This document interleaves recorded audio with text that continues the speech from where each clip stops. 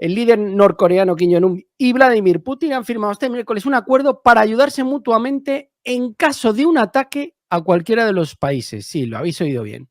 Ayuda mutua en caso de un ataque a cualquiera de los países, lo que indica la creciente cercanía, dice el artículo, entre los dos líderes mientras sus regímenes luchan contra una serie de sanciones internacionales.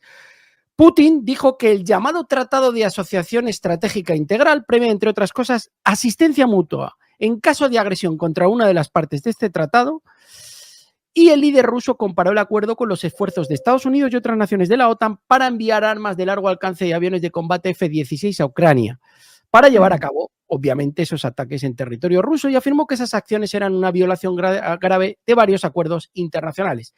El tratado exige la cooperación entre los dos países en las esferas política, comercial, de inversión, cultural, humanitaria y de seguridad, y Putin de momento no ha descartado del todo una cooperación técnico-militar con Corea del Norte. Alberto, una primera valoración de este acuerdo.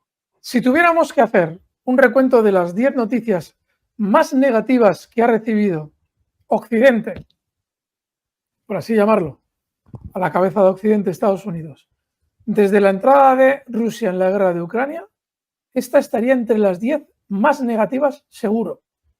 Ayer no quisimos adelantar nada porque no teníamos ningún dato, pero ya os comentábamos que era tremendo cómo un mandatario, una familia de mandatarios en este caso, como la de Corea del Norte, que habían sido hasta hace 10 años unos auténticos parias en el ámbito internacional, sí, mucho desarrollo, mucha historia, que si bombas nucleares, que si misiles, pero lo último que podía interesar tanto a Corea del Sur como a Japón es lo que se ha visto hoy, y es la confirmación de un tratado de defensa mutua entre Corea del Norte y Rusia.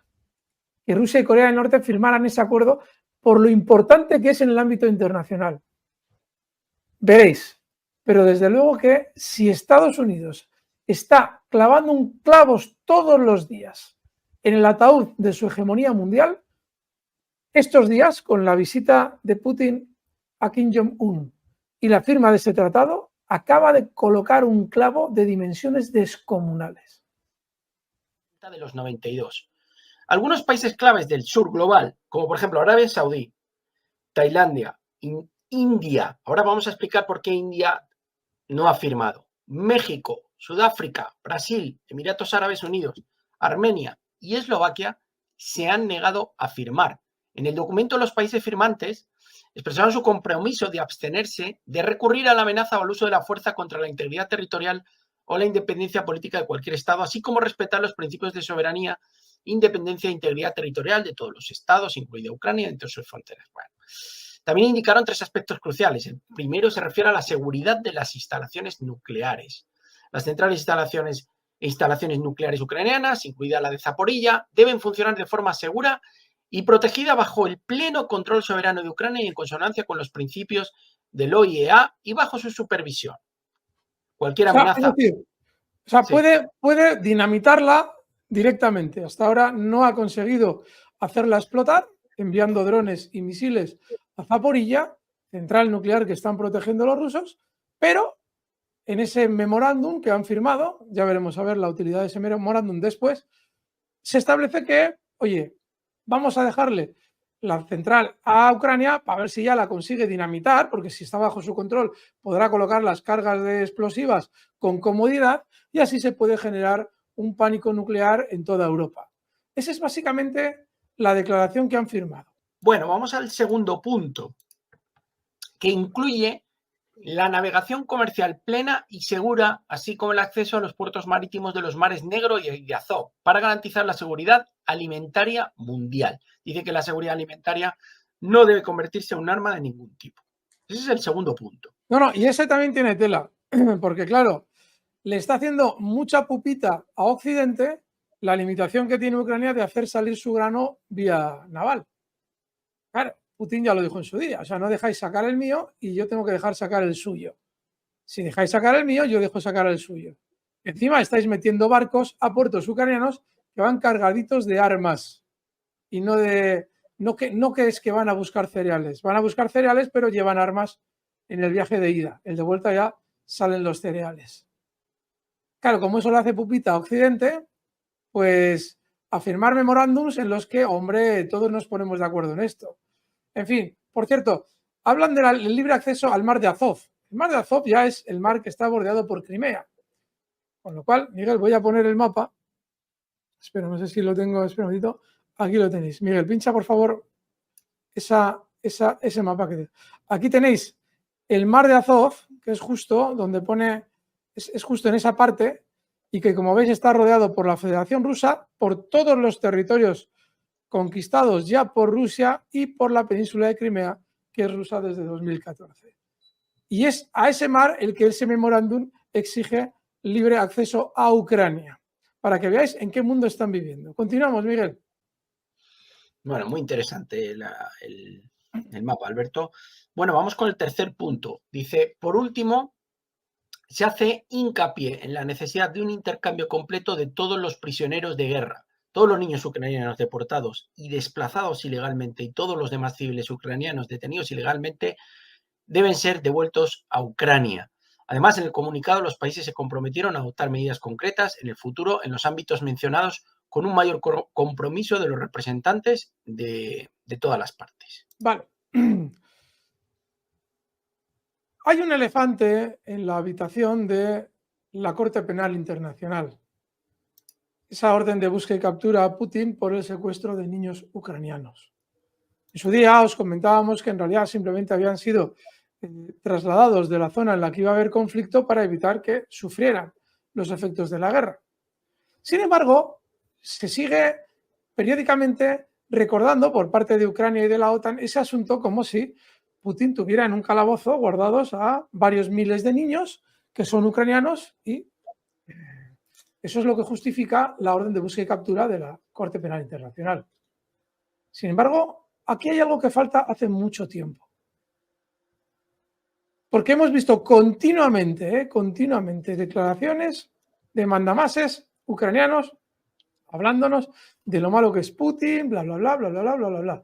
Hemos visto en medios occidentales cómo se hacía pasar por ataques rusos sobre población civil ucraniana, lo que en realidad eran ataques ucranianos sobre población civil en Donbass.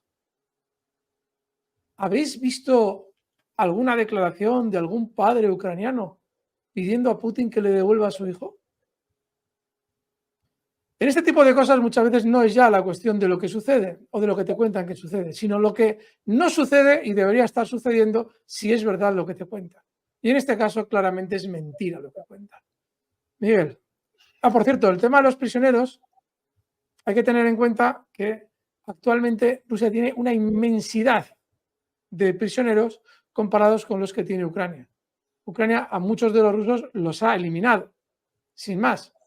Y ante Rusia se han rendido una barbaridad también de chavales ucranianos que no han sido preparados para ir al frente de manera adecuada y que lógicamente sentían que no tenían nada que hacer contra el ejército de la Federación Rusa. Con lo cual, eso de intercambiar todos los prisioneros es muy sencillo, sobre todo si luego cuando te los devuelvan vas a volver a enviarlos al frente, como sucedió con aquellos que liberó Rusia, que estaban en Azovstal por mediación de Turquía y que cuando los liberó Rusia, luego volvieron al frente. Fijaos, porque aquí ya nos va a dar una idea clara de la mascarada que supone esa cumbre en Suiza. Fijaos, la razón por la que Colombia no asistió a la cumbre sobre Ucrania. El país suramericano reiteró que apoya una solución dialogada para alcanzar la paz. Pero fijaos lo que dice aquí, porque esto es muy significativo. El gobierno de Colombia informó que decidió no asistir a la denominada Cumbre de Paz de Ucrania tras conocer el texto de la declaración propuesta que no logró un consenso final y que no fue suscrito por 14 países que participaron en el evento. A ver, es decir, que se les había dicho a los países que iban allí a debatir sobre la paz y las condiciones de paz, que luego se negociarían con Rusia. Y ya había una declaración propuesta previamente a los asistentes a esa cumbre. Es decir, que lo único que se intentaba claramente era la anuencia de todos los títeres a los mandatos de la OTAN. Y aún así... Y tenemos aquí a los F-16 que os traemos. Dice este artículo, me parece muy interesante. Los F-16 comenzarán a atacar a Rusia desde el territorio de los países de la OTAN. ¿Cómo responderá Moscú? Bien, pues al final de este artículo lo vamos a ver. El plan de la OTAN de estacionar aviones de combate F-16 en bases aéreas de países vecinos de Ucrania parece a primera vista audaz y bien pensado. Sin embargo, en realidad está plagado de muchas vulnerabilidades que el ejército y la inteligencia rusos seguramente utilizarán en su beneficio. La idea de utilizar los aeródromos de la OTAN en Polonia, Rumanía y Bulgaria para lanzar ataques contra Rusia no solo es una provocación militar, sino también un error de cálculo estratégico que podría traer consecuencias catastróficas para Kiev y para Occidente. Lo que está pasando en el tablero geopolítico en estos momentos, pendientes de Serbia, de las palabras del presidente serbio Aleksandar Vučić, que alertaba a todo el mundo. Decía que estamos a 3 o 4 meses de una guerra a gran escala en Europa. Enseguida analizamos las palabras del presidente serbio, miramos también a las palabras del secretario general de la OTAN, Jens Stoltenberg. Sorprendía este fin de semana en una entrevista en The Telegraph diciendo que las armas nucleares de la OTAN estaban en alerta. Ahora recula, dice que no se están poniendo en alerta, sino que más bien se están modernizando. Estados Unidos acaba de recibir el primer guantazo de Claudia Sheinbaum. Su encargado para América Latina, Brian Nichols, quiso pasarse de listo al observarse la reforma judicial que pretende llevar a cabo el gobierno de Andrés Manuel López Obrador, líder de las 4T. Sin embargo, Sheinbaum ha salido al frente a poner en su lugar a Nichols y también al Departamento de Estado de la Potencia del Norte. Nosotros somos soberanos e independientes, ha aclarado la lideresa mexicana.